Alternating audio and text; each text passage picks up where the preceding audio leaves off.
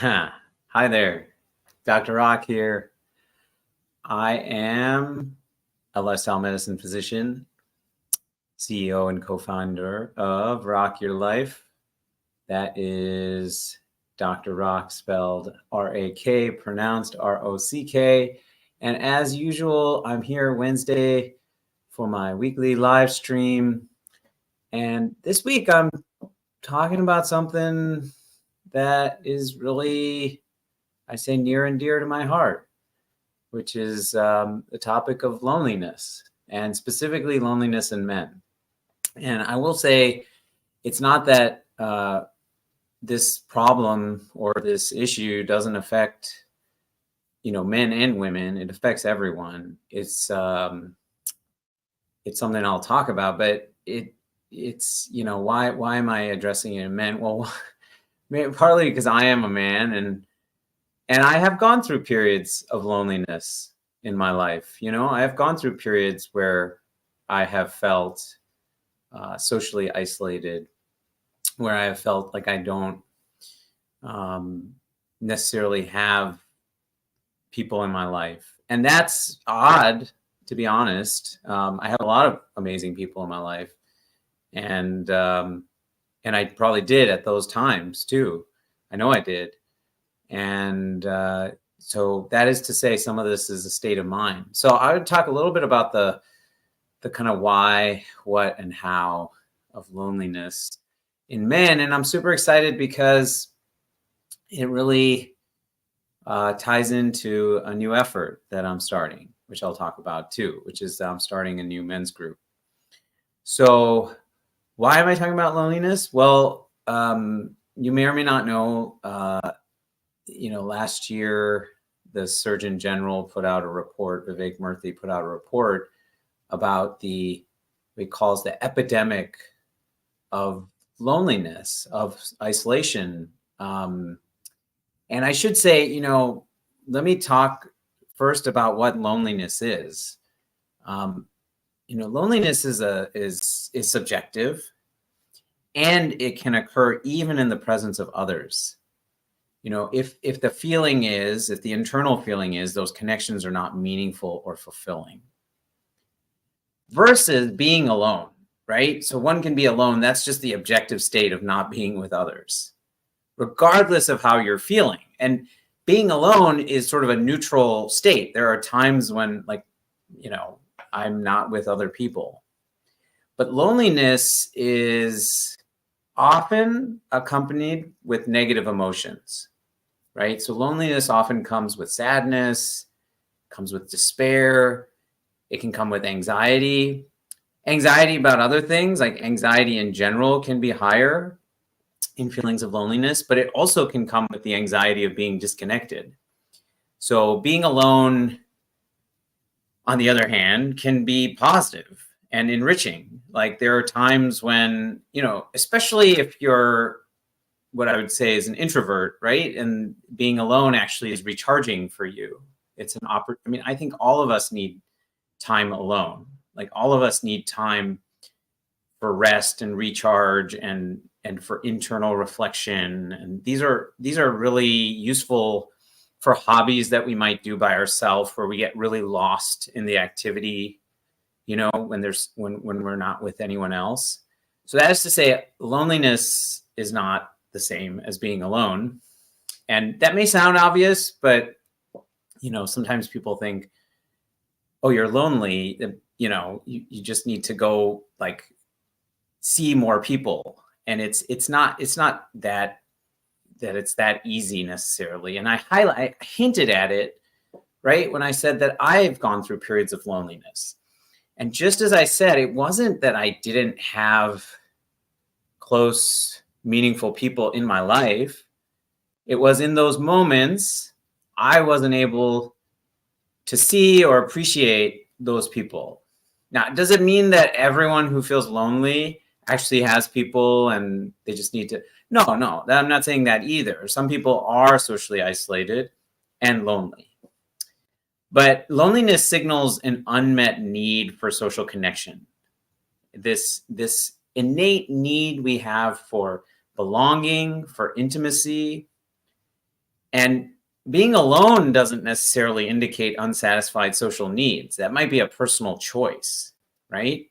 For space, for independence. But again, I go back to this feeling of loneliness. So when I talk about loneliness, that's really what I'm getting at. Why do I define it? Well, this has been then studied in sort of health and health research, public health research. Chronic loneliness. Now I'm going to describe all the negative implications in various ways, but they're profound, right? It increases our risks of, as I talked about, mental health disorders like depression, anxiety, but also cardiovascular disease. The kind of impact on our cardiovascular system in the Surgeon General report, he wrote, it's the equivalent of smoking 15 cigarettes a day in terms of the negative impact on our health. In fact, the Harvard longevity study, that sort of categorizes or characterizes what are the factors that help people live the longest is social connection. Social connection is the winner, and so loneliness is the kind of flip side of the coin. And we'll talk about social connection and how to promote it when we get there. But loneliness decreases our immune function. So you're more likely to get sick. You're more likely to not come to work for sick days, more likely to get viral infections. Yeah. So it's kind of it's a huge risk factor for kind of affecting our well-being, because you imagine then it sort of it makes the whole situation worse. You're lonely, you're feeling lonely, and then you're more likely to get sick. You're more like, and so what happens when you get sick? You feel worse. You're creating an environment where you have even more negative emotions related to that illness. And so it can really compound those feelings, those negative feelings. Okay. And how, why am I talking about it now? Well, the Surgeon General came out with a report last year, and you can see clear trends. Really, in the last 20, 30 years, there's been a sharp decline in the amount, in the breadth and quality of social connections that people report, and their ability to have somebody in their life who they rely on for anything, really. It's the 2 a.m. friend or the 4 a.m. friend, right? It's like, do you have that person that you could call anytime if you needed to talk about something, if you needed help with something, if you were stranded and you needed somebody to pick you up?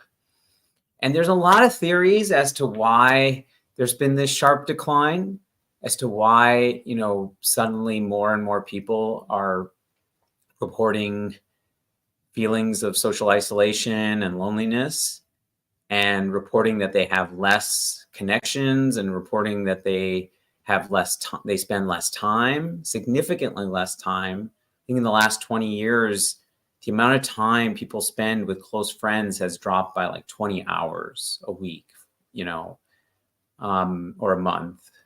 So there's there's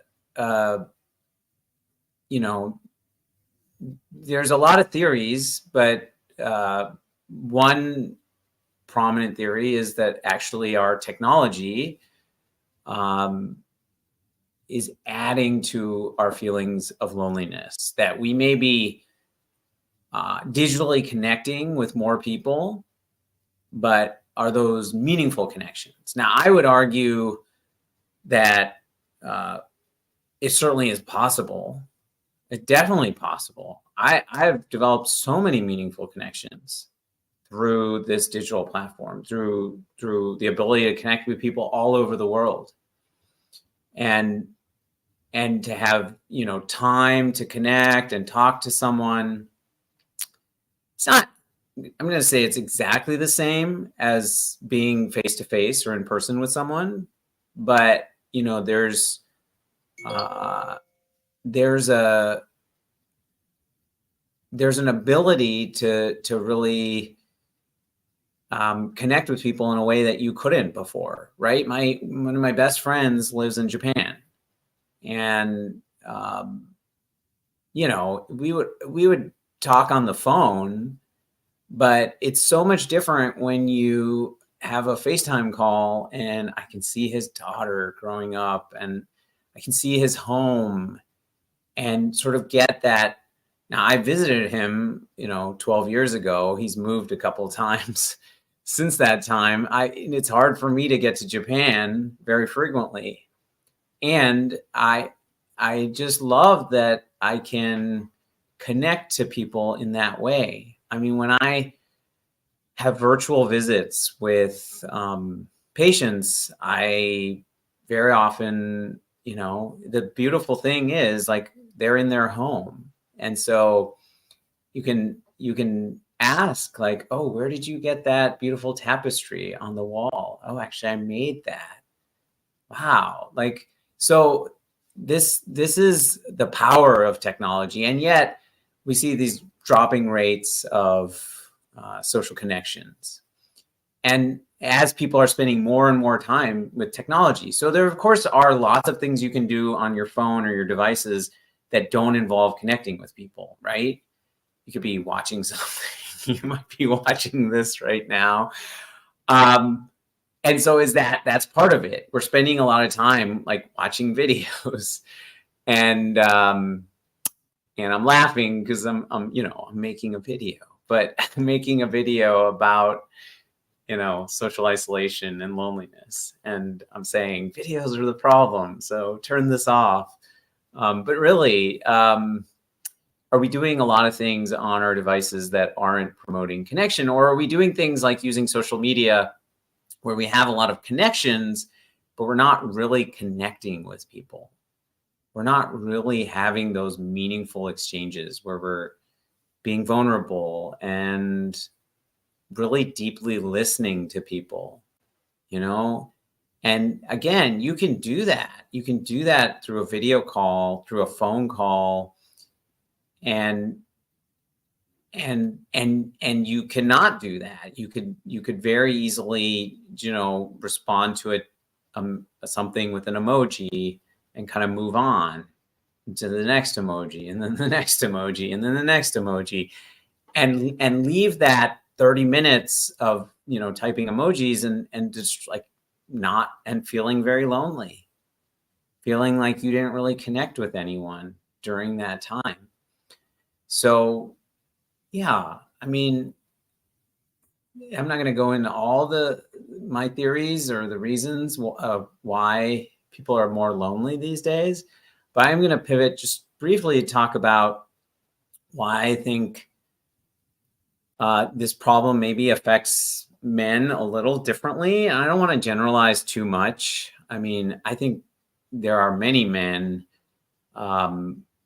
who can be vulnerable and appreciate that, what it brings to their life, and how they can experience growth from that. And I think that's not necessarily the case for many men. I don't, and I say this just to say, like, I think the male, you know, male gender, it doesn't do, so hard to talk about this, but I think maybe it doesn't do as good of a job like creating those spaces,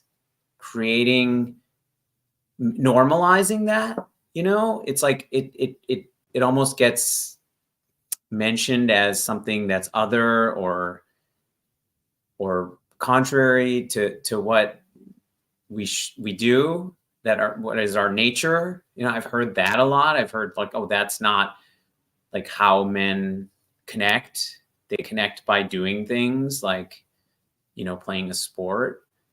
And I don't get me wrong, there's definitely a value to that. and there's a huge value to having a space where you can connect with other men who understand, why do I say man? Because a man, for example, someone like me, like mid 40s, I have three young kids. Partner is also a full-time physician. There is there's a lot of day-to-day stress that I deal with, that having friends who are in a similar, not the exact same situation, but a similar situation. They have multiple kids, their partner also in a busy job. It's it's such a blessing. It's such a blessing to be able to talk through my challenges with someone else who gets it, who's like, yeah, I hear you. That's hard for me too. I hear you. That's a challenge for me too. So when I have those conversations, I don't feel like I'm doing this alone. And there's great study that I'm going to butcher it, but the general premise is like they had people go up a hill. Basically, they had a group of people like go up this hill and rate the difficulty. Okay.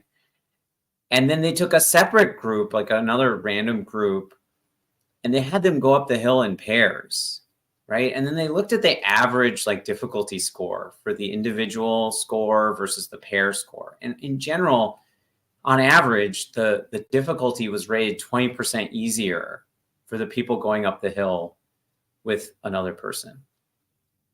And so everything, regardless of what you're doing, actually feels more doable, less difficult if you're not doing it alone, and if you're doing it with someone else. And so having people in your life who understand the challenges that you have, that celebrate your wins, right? And this is why I'm a huge fan of the fist bump. I don't have a fist bump. We're actually on a little trip, but I found this peace sign, so that'll have to do. But having people in your life that are there for you in that capacity, who listen to you, who won't judge you, who hear and see you for who you are, and are there to just support and love you. Like, there is this incredible power to that. That is why the longevity study shows social connection leading to the most extension in your life, because of all those things you get from having those people in your life, because that hill is 20% easier to climb. And so how do you create more connection in your life? Especially like I'm talking about, if you're a man, but this goes for everyone. This advice goes for everyone. But, well, how did I do it? Well, one was just first to recognize maybe that you might be experiencing loneliness. So I think that was often the case where I wasn't even aware. I have a history of depression. I talk about that. I write about that. And so that definitely plays into it. And so when you're depressed, you can often have this, one of the hallmark symptoms. People often think it's that you're sad, but actually, like, one of the major symptoms can be not that you're sad, but that you lack the interest in doing things, like what we call anhedonia. And so you things that normally give you pleasure no longer give you pleasure. And so calling a friend or connecting with someone, if you're depressed, may not actually feel like something you want to do. And it kind of plays on each other, right? Because if you're depressed, then you're not going to do the things. Well, one, they'll make you feel better, but also are less likely to make you feel lonely. So you're more likely to feel lonely if you're depressed. You're more likely to feel depressed if you're lonely. So the awareness piece is huge. It's like, how do I actually pull myself out of this? Well, first I have to realize that I'm in this, and that it's important for me to change. This is true for anything, but loneliness is not an exception, right? Loneliness is just what I'm talking about today, but really anything like you want to change, you have to be aware of the current situation. Like, what is it I'm experiencing? Why might I be experiencing this? And then, yeah, it's important for me to make this change. And importantly, I'm confident with the right guidance that things can get better. That having that confidence.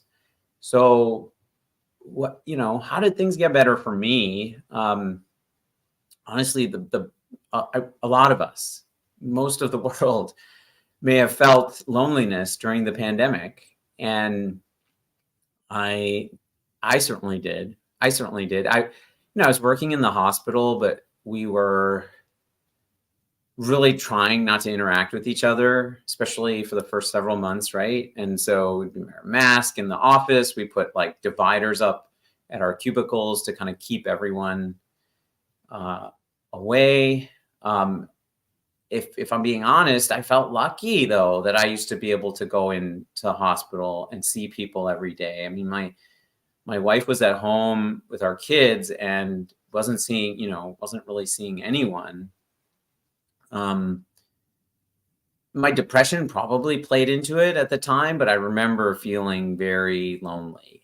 Like, just, it's odd because I was, seeing people and connecting with people. But I think as it sort of went on, I think, it's hard to say. Was it my depression? Was it the loneliness? Was it my depression? But I remember having a conversation then with a close friend of mine, over that summer, or maybe it was that following fall, and anyway, it doesn't matter. The point is, he said that to me. He said that to me. He said, I don't feel very connected to you, right. Over this last however many months. I feel very disconnected from you. And when he said that, and my initial reaction was like, I was getting very defensive. And then I don't know why, but I just admitted to him in that moment that I didn't feel connected with anyone. That, what he was saying to me was like true. He didn't feel connected to me because I was feeling lonely. And I don't think I called it that at the time, but that's how I was feeling. And so that conversation, I remember feeling less lonely. I remember feeling more connected because I had admitted that to someone who was really close to me. And and then I recognized, wow, it's really important for you to realize when you're feeling this way to actually call a friend. You have, I have these really amazing people in my life that I have met through my lifetime. And, we all have a Rolodex. We all have those people. And sometimes, again, when we're depressed, we don't want to do that. We don't feel like doing things that normally give us pleasure. And yet, when we do those things, it's actually what helps us get out of that cycle. So now, if I recognize I'm starting to feel that way, I should ask myself, okay, who am I going to call? Who am I going to call, right? And if that person doesn't pick up, I'll call someone else. Like, I make intentional time for it. Make intentional time to connect with people that are already in your life.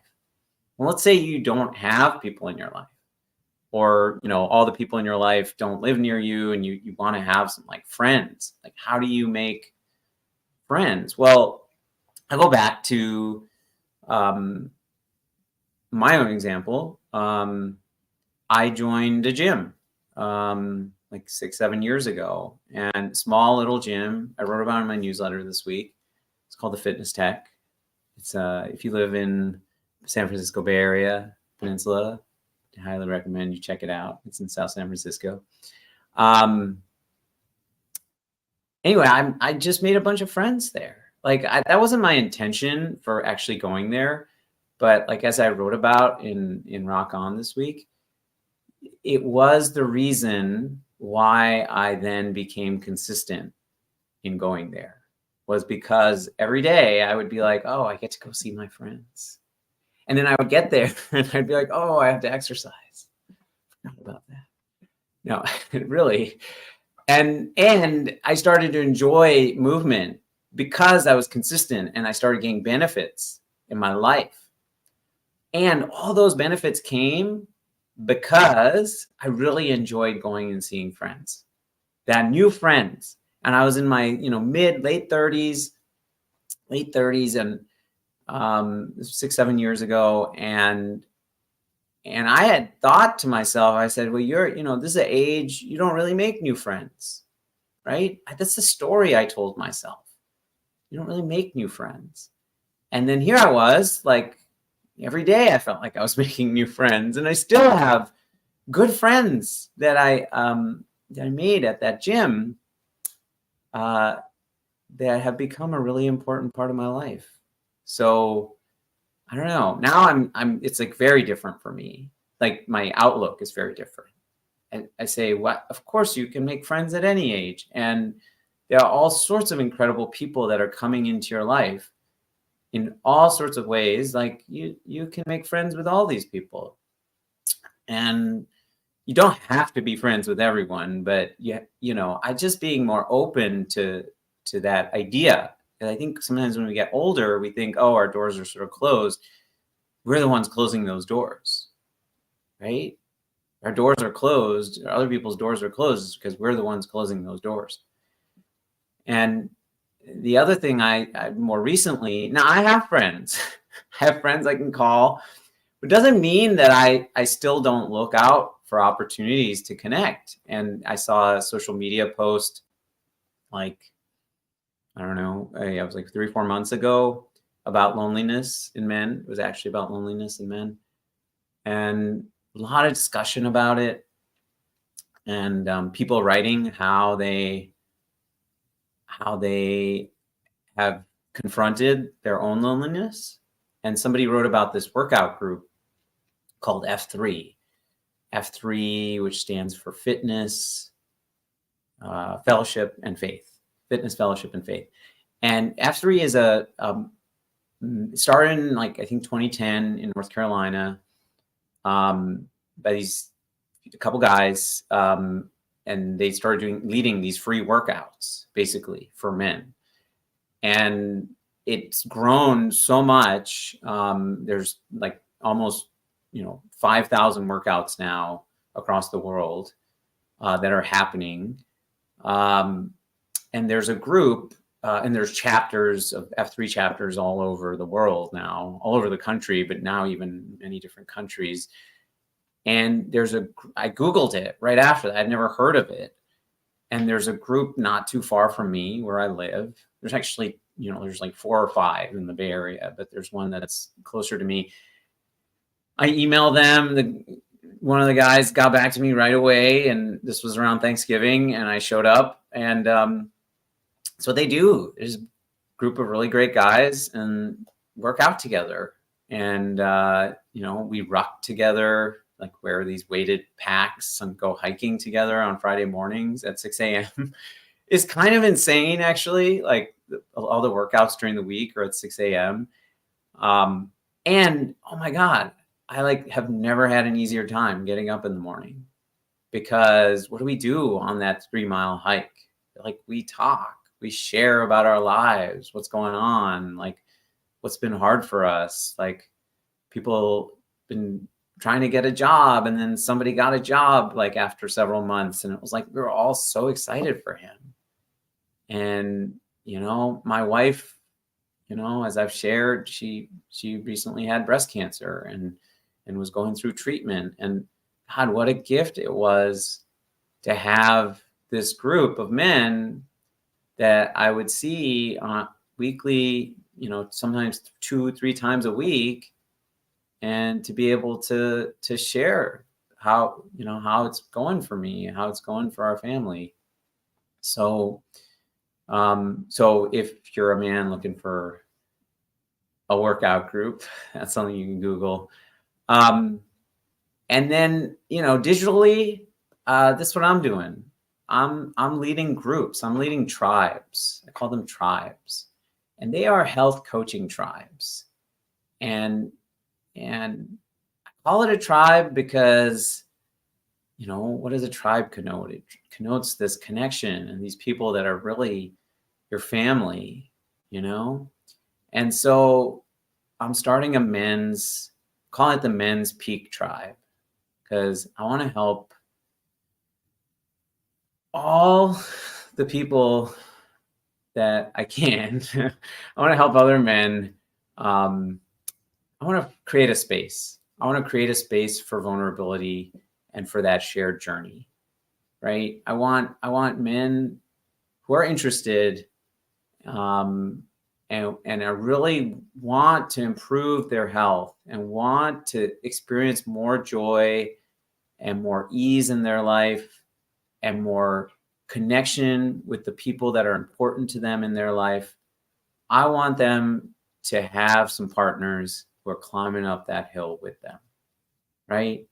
And this journey is so much an evolution of my journey and what I have gone through and how I got to where I am and how I view my ability to help others do the same and to really be on that journey with others.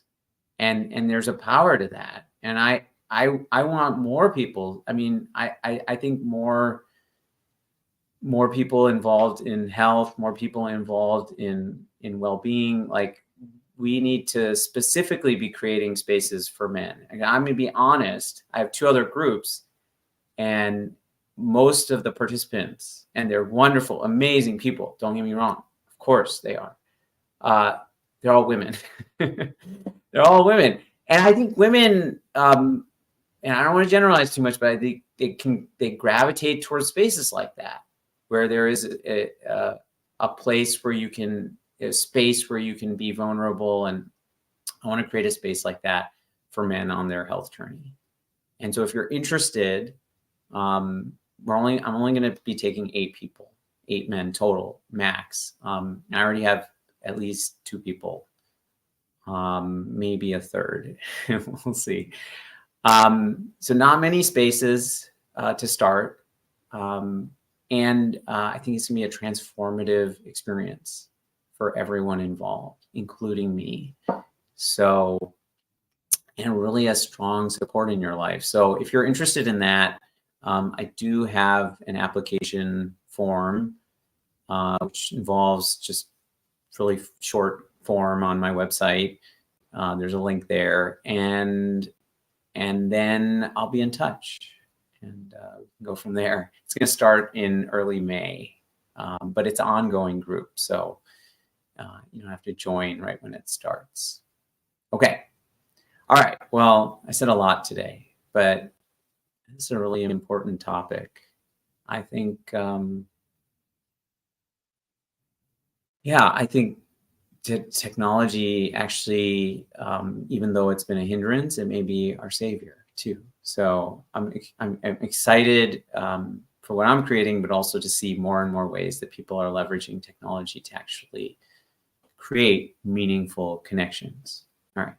I will see you all back here next week. Please check out my newsletter, Rock On. Every Monday, send out a little bit of reflection, awareness, and kindness to rock your week. And my podcast, The Health Feast, where, good health should feel indulgent, like a feast. It should be a joyous, communal, and abundant experience. All right, guys, I'll see you back here next time. Till then, rock on and live well.